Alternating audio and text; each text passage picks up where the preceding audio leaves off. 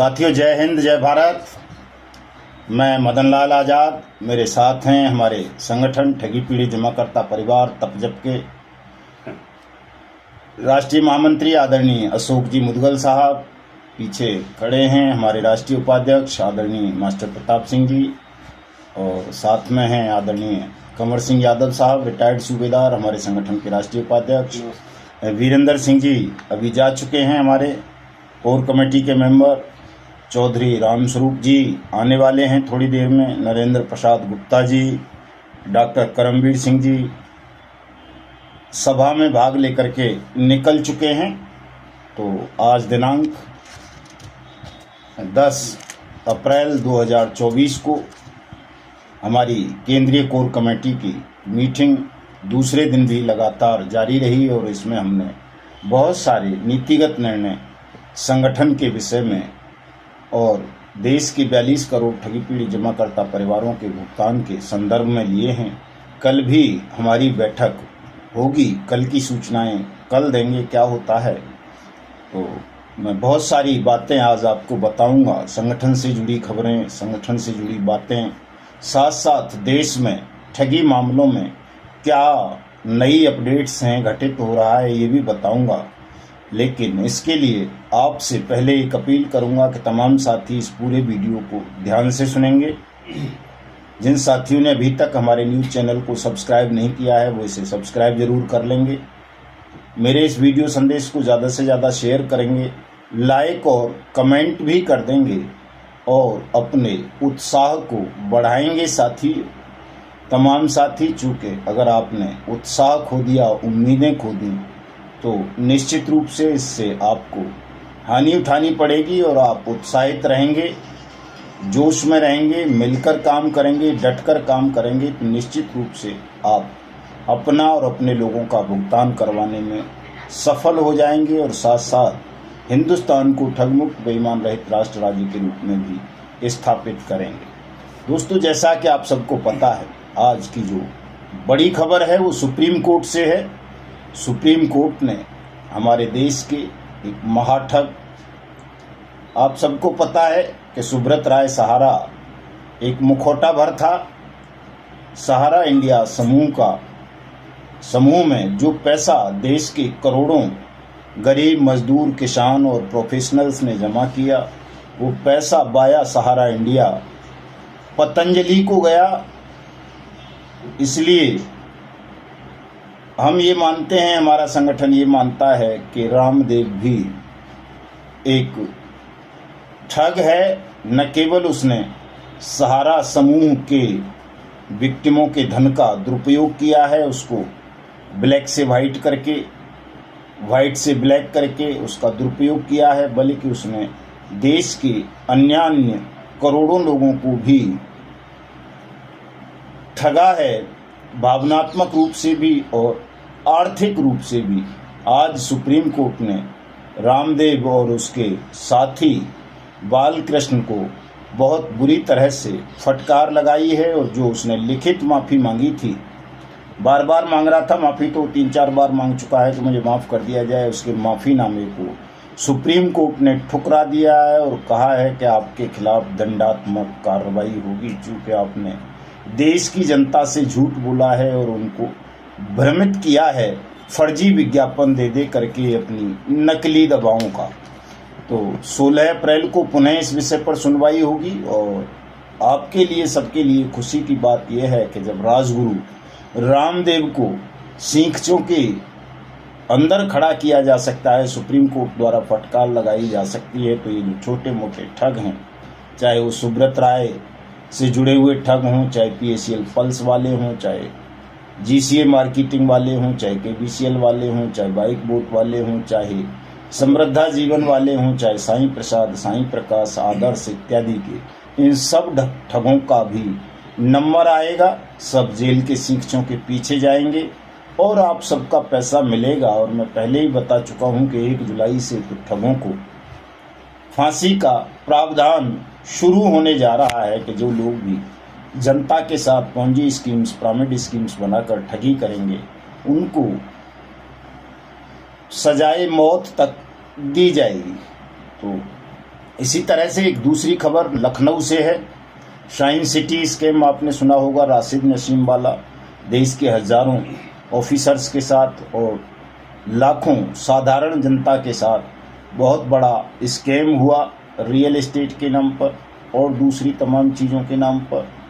उसका भाई जो नफीस था, राशिद नसीम का भाई आसिफ नसीम, और उसका एक प्रेसिडेंट था अमिताभ श्रीवास्तव और मीरा श्रीवास्तव। इन तीनों को आज इन्फोर्समेंट डायरेक्टरेट ईडी ने अपनी हिरासत में ले लिया है और स्पेशल पीएमएलए कोर्ट ने इनको 7 दिन की रिमांड ईडी को सौंप दी है। दोस्तों, ये भी एक महत्वपूर्ण खबर है देश के तमाम ठगी पीड़ितों के लिए, क्योंकि राशिद नसीम के तार भी सत्ता से जुड़े हुए थे, इसलिए वो देश के लाखों लोगों को ठग कर दुबई में जाकर बैठ गया है। जल्दी ही दुबई से लाया जाएगा, उसको फांसी लटकाया जाएगा साथियों। इसी तरह से एक और बड़ी खबर हाई रिच ठगी प्रकरण के संदर्भ में आई है। दोस्तों, हाई रिच ठगी प्रकरण की जांच बट्स एक्ट अथॉरिटी के पास थी, वहां चल रही थी सुनवाई, लेकिन ये मल्टी स्टेट स्कैम पाया गया जांच के दौरान। एविडेंस जब कलेक्ट किए गए तो इसलिए इसकी जांच सीबीआई को ट्रांसफ़र कर दी गई है। मैंने पहले भी बताया था 2-3 दिन पहले 2-3 कंपनीज के विषय में कि जो मल्टी स्टेट स्कैम हैं उनकी जांच सीबीआई को ट्रांसफ़र की जाएगी और इनके पीड़ितों का पैसा, जमाकर्ताओं का पैसा सेंट्रल गवर्नमेंट द्वारा अपॉइंट बट्स एक्ट अथॉरिटी उनकी जमा राशि का 2 से 3 गुना वापस करेंगे। केरल की थी ये company, Kerala BUDS act authority का आदेश है। इसी तरह से universal trading solution private limited में सीबीआई ने बट्स एक्ट अथॉरिटी की रिकमेंडेशन पर एफआईआर ही दर्ज कर ली है। इसमें तो RC 0332023 8006 नाम से एफआईआर लॉन्च हुई है सीबीआई में, ये भी हो गई है। तो लगातार अब इन ठगों के ठग कंपनीज के खिलाफ सीबीआई भी बट्स एक्ट अथॉरिटीज़ के निर्देशन में मामले दर्ज कर रही हैं। इसी तरह से दोस्तों, बहुत सारे ठगों के खिलाफ कार्रवाई हो रही है, लेकिन अफसोस इस बात का है कि आज भी हिंदुस्तान में भोले भाले लोग मोटे रिटर्न के नाम पर लालच में फंसकर ठगों को अपनी मेहनत की पूंजी सौंप देते हैं और ठग लेकर के भाग जाते हैं। एक बड़ा ही घृणित प्रकरण आज सामने आया है। कुछ ठगों ने फर्जी सीबीआई ऑफिसर बनकर एक महिला एडवोकेट को, बेंगलोर की महिला एडवोकेट को कॉल किया, उसको डराया धमकाया और उससे कहा तुम्हारा जो है लाइव टेस्ट किया जाएगा। उसके कपड़े उतरवा लिए, न्यूड वीडियोस बना ली उसकी महिला एडवोकेट की, और उसको डराया धमकाया कि अगर तुमने अब हमको 15 लाख रुपए नहीं दिए तो हम तुम्हारी नग्न फोटो वीडियोस वायरल कर देंगे। और मजबूरन उस एडवोकेट स्त्री को 10 लाख रुपए ठगों को देने पड़ गए। तो शिक्षित लोग भी इस तरह ठगों के झांसे में आ रहे हैं, ये बड़े दुख की बात है। इसी तरह से तेलंगाना, महाराष्ट्र और आंध्र प्रदेश में आज एक घटना हुई है।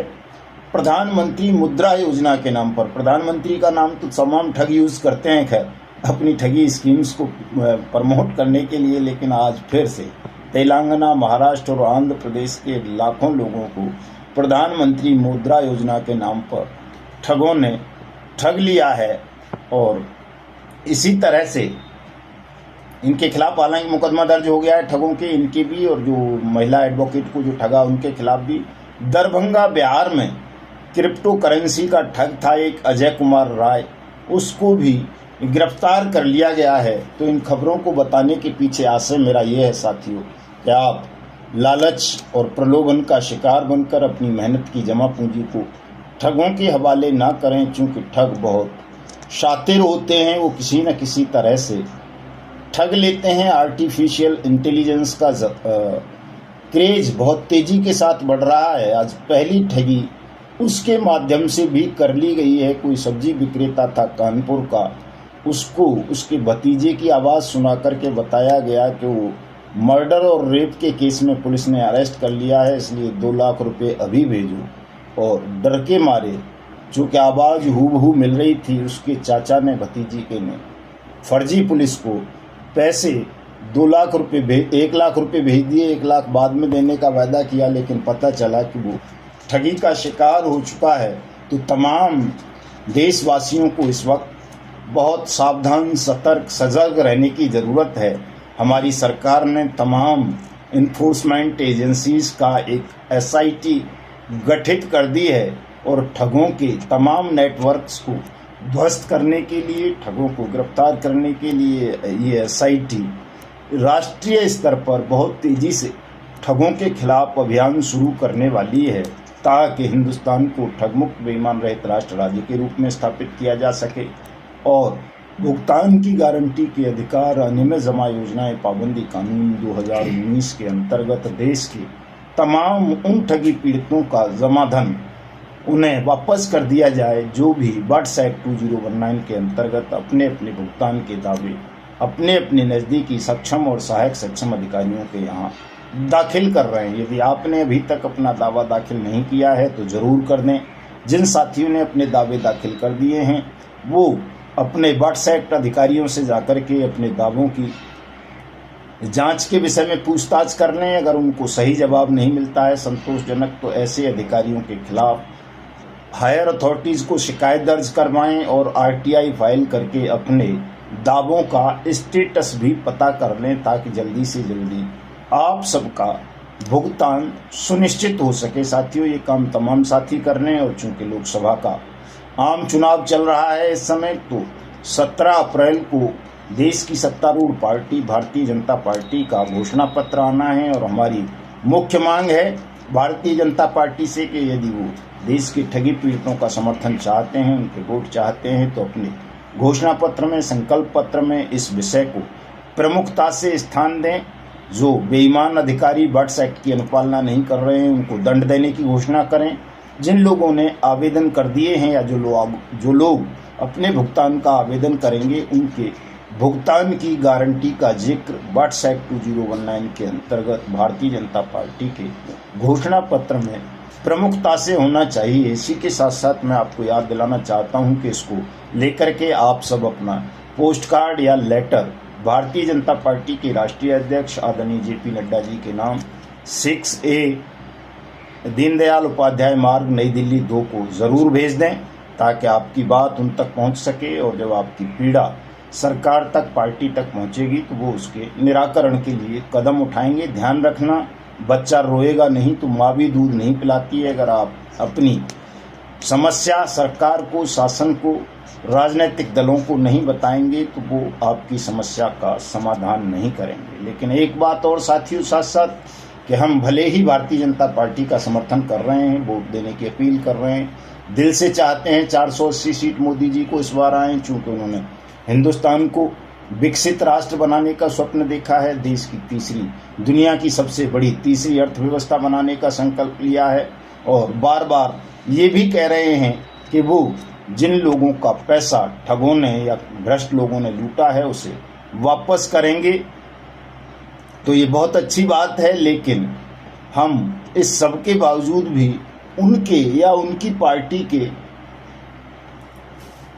ऐसे फॉलोवर नहीं हैं जो आंख बंद करके उनकी प्रत्येक बात पर भरोसा करेंगे। हमको आपसी आदान प्रदान का फॉर्मूला अपनाना है कि यदि वो गंभीरतापूर्वक हमारी मांग पर, हमारी समस्या पर काम करते हैं, काम करते हुए दिखते हैं, तो हम उनके साथ हैं, उनका समर्थन करेंगे। क्योंकि ये हम भी चाहते हैं कि हिंदुस्तान विकसित राष्ट्रों की श्रेणी में सम्मिलित हो, दुनिया की तीसरी बड़ी अर्थव्यवस्था बने। लेकिन हमको ये मालूम है कि जब तक हिंदुस्तान ठगमुक्त बेईमान रहित राष्ट्र राज्य के रूप में स्थापित नहीं होगा, तब तक ये जो प्रधानमंत्री के स्वप्न हैं वो दिवा स्वप्न रह जाएंगे। इसलिए उनसे ये अनुरोध करते हैं कि सबसे पहले वो बट्स एक्ट 2019 की अनुपालना सख्ती के साथ सुनिश्चित कराएं, दोषी अधिकारियों को दंडित करें, तमाम पीड़ितों का भुगतान करें, ताकि हम सब मिलकर न केवल हिंदुस्तान को ठगमुक्त बेईमान रहित राष्ट्र राज्य के रूप में स्थापित करें, बल्कि इसको विश्व की तीसरी बड़ी अर्थव्यवस्था और विकसित राष्ट्र के रूप में स्थापित करने में अपना अमूल्य सहयोग दे सकें। तो साथियों, जैसा कि आपको बताया कि आज भी हमारी केंद्रीय कोर कमेटी की बैठक थी, उसमें कौन कौन साथी सम्मिलित हुए ये बता दिया है आपको।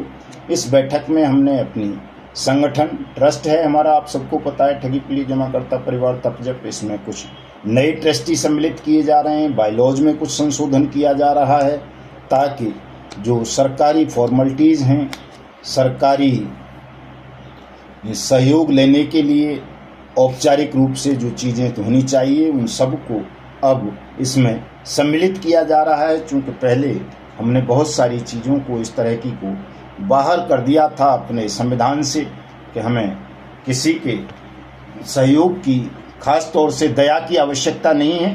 दया की आवश्यकता आज भी नहीं है, लेकिन ये ज़रूर चाहते हैं कि जब हम आपको सहयोग कर रहे हैं तो आप सब हमें सहयोग करें।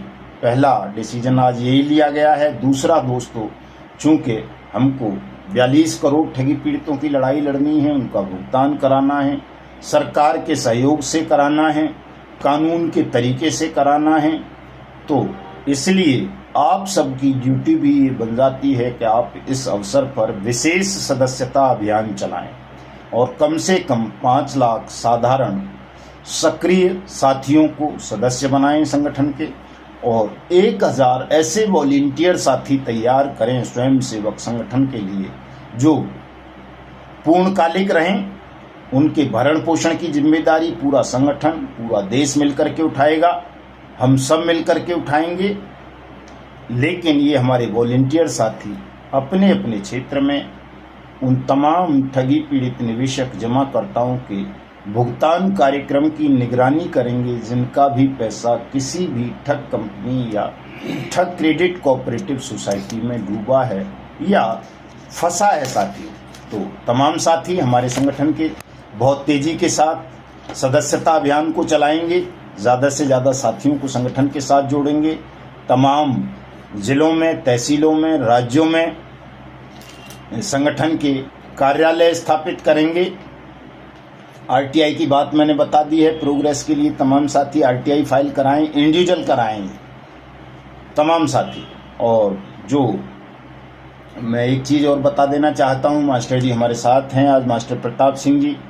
ये एकमात्र ऐसे व्यक्ति हैं हमारे संगठन में जो 500 रुपये प्रति माह संगठन के खर्चों के लिए हमको प्रदान करते हैं। चूँकि केंद्रीय कार्यालय के और बहुत सारी चीज़ों के बहुत सारे खर्चे होते हैं दोस्तों, इसलिए तमाम साथी अपनी अपनी दानवीरता का भी परिचय दें, उदारता का भी परिचय दें कि जो साथी इस योग्य हैं।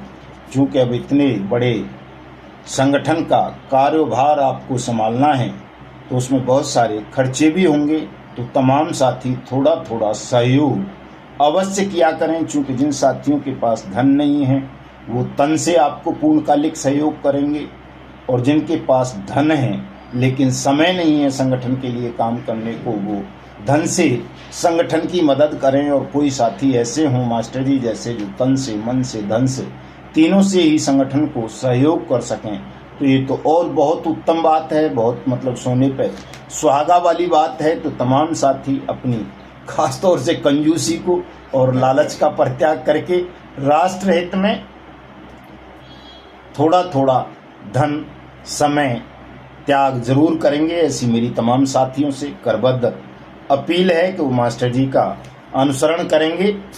और मैं समझता हूँ आज के इसमें मैंने तमाम बातें आपको बता दी हैं। कल मैंने बता दिया था कि जिन साथियों के नियुक्ति पत्र भी जारी नहीं हुए हैं, आईडी कार्ड नहीं बने हैं वॉलंटियर्स के, वो आदरणीय अशोक मुदगल साहब को अपना व्हाट्सएप पे मैसेज कर देंगे, फ़ोन कर लेंगे, वो आपके नियुक्ति पत्र और आपके आईडी कार्ड बना देंगे। उनका नंबर नोट कर लें, 9770 38 99 65। डिस्क्रिप्शन में भी दे दूंगा या टाइटल के साथ ही दे दूंगा, वहाँ से ले लें। तमाम साथी अपनी अपनी डिटेल्स भेज देंगे। और जिन साथियों ने अभी तक ये बर्ड्स एक्ट की पुस्तकें नहीं खरीदी हैं वो सब ये मंगवा लें, संपर्क कर लें, पंडित जी को ही भेज दें अपना मैसेज जिनको चाहिए, चूँकि ये बहुत ज़रूरी है। वॉलंटियर्स को जरूर पढ़नी है, हमारे तमाम पदाधिकारियों को पढ़नी है, चूँकि इसी के अकॉर्डिंग आप सबका भुगतान होना है साथियों। और कोई बात तो नहीं रह गई है पंडित जी बोलने को? नहीं सर। कमर सिंह साहब कुछ रह गया है बोलने को? नहीं, कोई नहीं, कुछ नहीं रहा। गुरु जी, मास्टर जी, कुछ तो नहीं रहा, सब बोल ही दिया है मैंने लगभग।